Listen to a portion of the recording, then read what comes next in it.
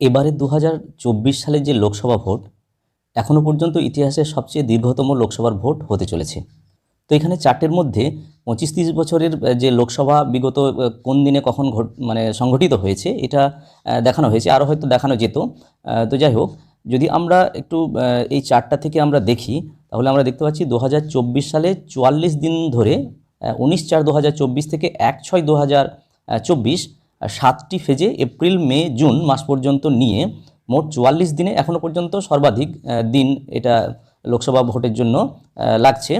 তো যদি আমরা একটু পিছনের দিকে যাই তাহলে আমরা 96, 98, 99 এই সাল সময়ে যদি আমরা দেখি তখন ফেব্রুয়ারি এবং সেপ্টেম্বর অক্টোবর মাসে কিন্তু ভোট মানে লোকসভা নির্বাচন সংগঠিত হয়েছে।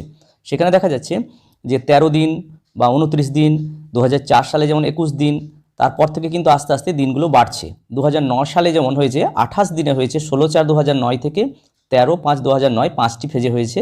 এপ্রিল মে মাস নাগাদ এই ভোট মানে এই যে সাধারণ নির্বাচন এটা হয়েছে।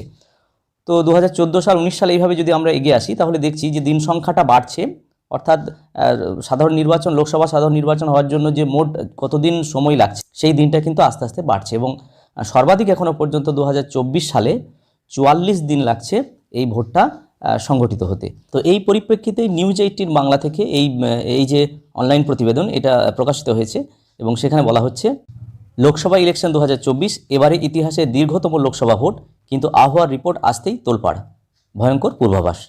তো এরকম অনলাইন প্রতিবেদনটি এখানে প্রকাশিত হয়েছে। তো একই রকমভাবে আমরা এই চার্টেও কিন্তু দেখতে পাচ্ছি যে এখনও পর্যন্ত লোকসভা সাধারণ নির্বাচনের জন্য যে দিনগুলো প্রয়োজন সর্বাধিক 2024 সালে 44 দিন লাগছে। তো ছোট্ট এই ভিডিওর মাধ্যমে এটা প্রকাশ করার চেষ্টা করলাম। যদি ভিডিওটি ভালো লাগে এবং কাজে লাগে তাহলে লাইক, শেয়ার এবং কমেন্ট করা যেতে পারে এবং চ্যানেলে যদি সাবস্ক্রাইব না থাকে তাহলে অবশ্যই চ্যানেলটি সাবস্ক্রাইব করে রাখা যেতে পারে। সবাই ভালো থাকুন, সুস্থ থাকুন, ধন্যবাদ।